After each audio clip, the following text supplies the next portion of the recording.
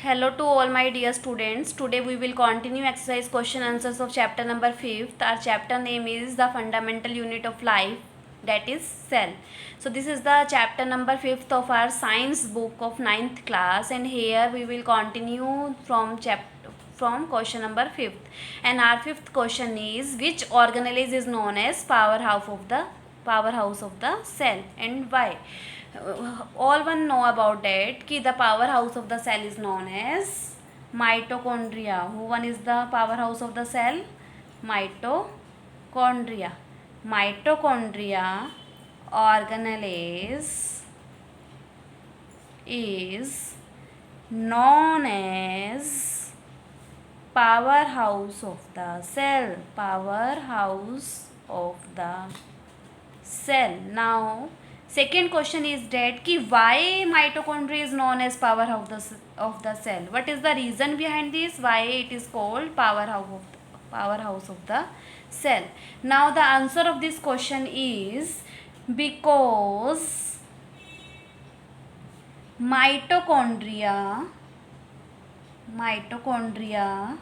release energy in the form of ATP.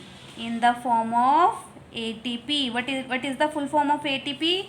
Adenosine triphosphate. Adenosine triphosphate is the full form of ATP. So mitochondria release energy in the form of ATP, and this energy is utilized.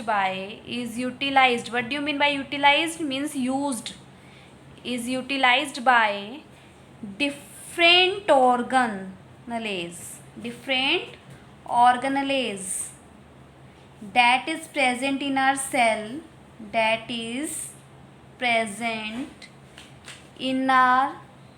cell, to carry out their basic functions.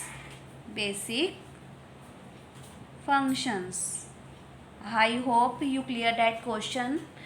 I repeats once again, which organelle is known as the powerhouse of the cell and why? Mitochondria organelle is known as the powerhouse of the cell. Why mitochondria organelle is known as the powerhouse of the cell? Because this mitochondria release energy in the form of ATP. What is the full form of ATP here? Adenosine triphosphate, by the help of cellular respiration, and this energy is utilized, means that energy which is be synthesis by mitochondria, that is be utilized by different organelles for carry out their basic functions. So all the functions performed by other organelles in the cell is be performed because of the presence of mitochondria. So mitochondria play a very important role because this mitochondria is known as the powerhouse of the cell. If this is mitochondria is not present and it is not be perform function well, it is not possible to do all the functions inside the cell in a good manner. So that's why we say that this mitochondria is known as the powerhouse of the cell. If mitochondria is not present, it is not possible proper functioning of our cell. Our sixth question is, how does an amoeba obtain its food? Amoeba is known as the unicellular organism. Unicellular organism means amoeba body is made up with the help of only one cell. And how in case of amoeba obtain their food? Amoeba have a very important process in body that is known as phagocytosis. So amoeba obtain its food by the process of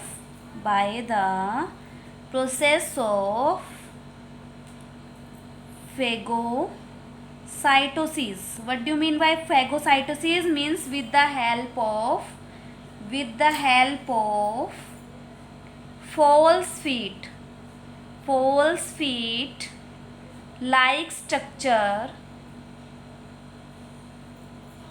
that is Pseudopodia. In this word pseudopodia, pseudo means false and the podia means fit. So here that means is false fit. So that structure is present in case of amoeba, and this structure, this pseudopodia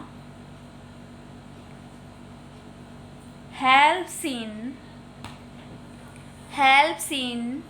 forming food vacuole. And you all know what's the function of vacuole. Vacuole is always play a very important role in storage of food, and in this case of amoeba also, this forming food vacuole help to be storage the food from the external environment, and this give this food to the amoeba, and which this vacuole which engulf, what is the function performed by this vacuole? Engulf into the body of amoeba. Okay, so this is the process by which amoeba obtain their food from the external environment. I repeats once again the answer of this question. Our question is, how does amoeba obtain its food? Amoeba is an unicellular organism, so like us, amoeba body have not contain any digestive system, respiratory system, circulatory system. All the functions performed in amoeba body by the help of only one cell. And which process helps to be do this process in case of amoeba? That process name is phagocytosis. And in case of amoeba, a very special structure present in body of amoeba, that is false fit like structure, is known as pseudopodia. Pseudopodia helps to forming food vacuole, and this food vacuole helps to be engulf food from the external environment. So that's why with the help of phagocytosis process and with the help of pseudopodia, amoeba obtain its food from the external environment. Now our next question number 7 is, where do the lipid and protein constitute the cell membrane get synthesis? Now the question is that how this lipid and protein make inside the cell. And you all know very well, for making this lipids and protein, which organelle is important for us, that is endoplasmic reticulum. And how many type of endoplasmic reticulum is there? 2 type of endoplasmic reticulum is of 2 types. One is rough endoplasmic reticulum, and second is smooth endoplasmic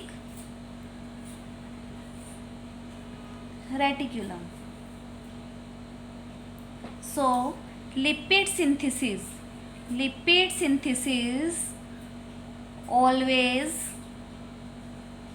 by smooth endoplasmic reticulum.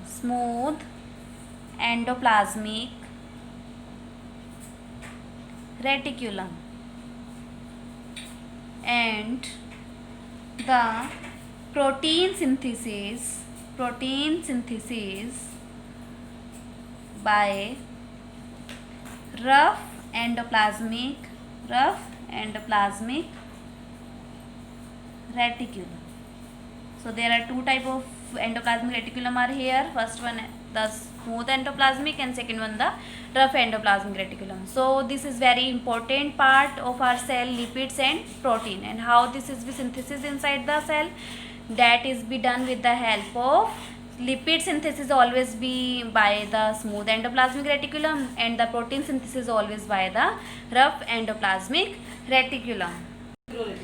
So this membrane synthesis inside the cell by the help of lipids and protein. When these lipids and protein that is be made by smooth endoplasmic reticulum and rough endoplasmic reticulum, they are constitute, it make cell membrane, because you all know that for making cell membrane which constituent is very necessary, that is lipids and protein.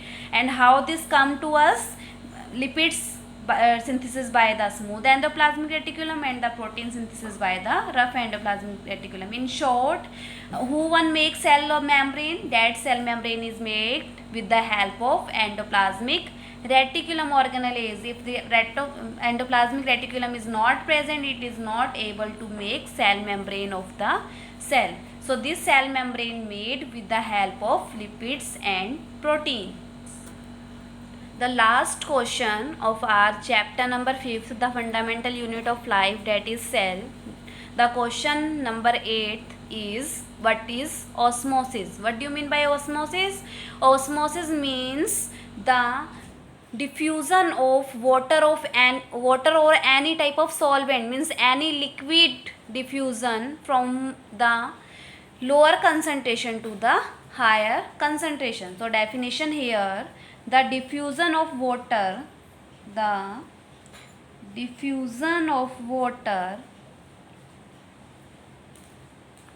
through a semi-permeable membrane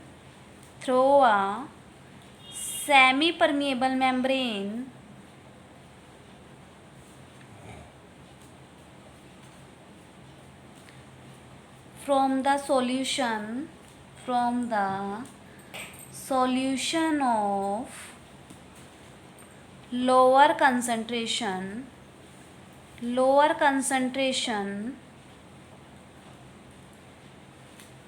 to higher concentration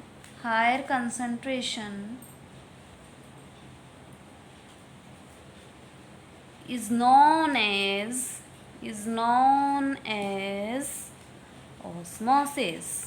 I repeat once again, what do you mean by osmosis? Osmosis means in which case the water concentration is lower, then it's always movement of water from lower concentration to higher concentration. So the definition is that in the case of water, when the diffusion of water through a semi-permeable membrane, means that membrane which is being closed in outer side of our cell, and that is be semi-permeable membrane, means half permeable, means the mean of semi here means half, because that is be just allow the entry of those substance only which is be important for our cell. No, not all the substances is be gone inside the cell. Always selective substances is gone inside the cell. So this osmosis process is very necessary for cell. If this is not present, anything is be enter or go from the cell in a